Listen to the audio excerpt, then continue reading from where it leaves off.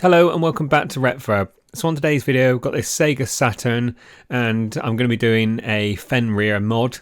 I think that's how you pronounce it. So basically what it is, it gets rid of the disk drive and then it allows games to be played directly from an SD card. Now this Sega Saturn has got a faulty disk drive, so it's perfect for doing this, and you can see this is the actual mod itself. So it's a circuit board, it's got the SD card slot, it comes with two ribbons, I think it's a 20 pin, 21 pin off the top of my head. So depending what your Saturn's got, then you fit whichever one it is. So yeah, it's good that it comes with both. Now, this is a really easy mod. It's probably one of the easiest mods that I've done for doing one of these SD card slots. I've done others and they've been quite easy on some of them. But yeah, compared to something like the X Station on the PlayStation, this is loads easier. So you can see I've just undone the screws underneath. So then you get access to inside, remove the ribbon cable, and then you can pull out the old drive. There's one small screw which is a strap, so that just needs to be undone, and then you can pull it out, and that's basically, you know, the bulk of what you need to do to get out of the Saturn. This is a 3D printed part, so this can be found online. It looks a little bit rough. I had a little bit of trouble trying to print. I think my filament had moisture in it, but it's okay, it does the job.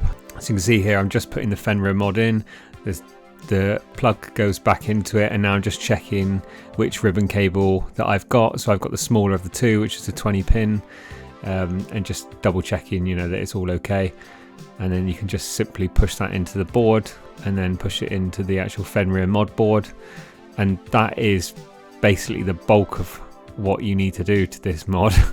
Like I say, it's so easy. You don't necessarily need to use the 3D printed part, you can fit it without it, but I've fitted it with the 3D part, so then it makes it easier. So when you lift the actual original CD tray up, you've got the slot that you can just slot the card in, so it's nice and easy.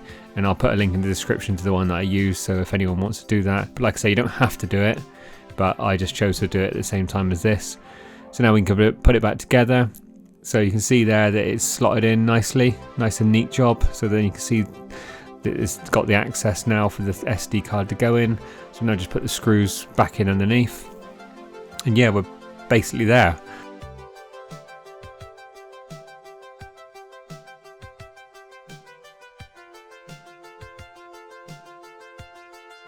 So now this is what you need to do with the SD card. You literally just put the game straight into the SD card in the root file. And now this is the Saturn loading up, so I'm just going to show a demo of it working.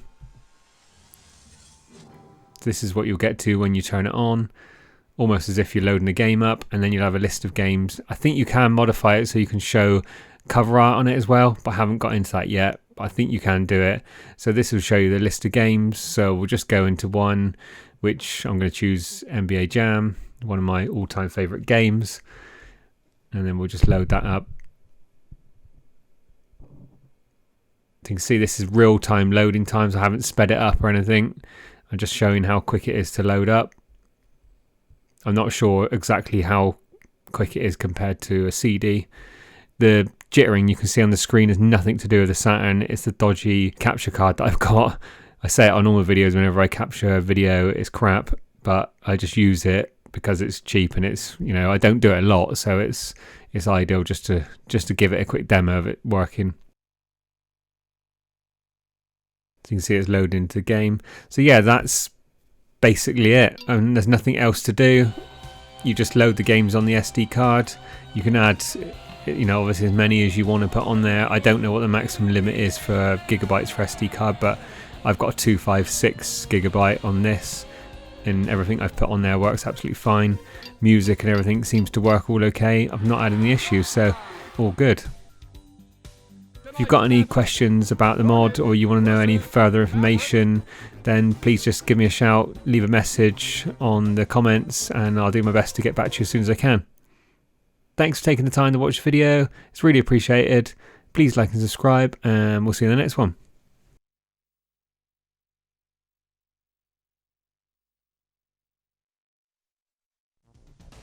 Here's the tip.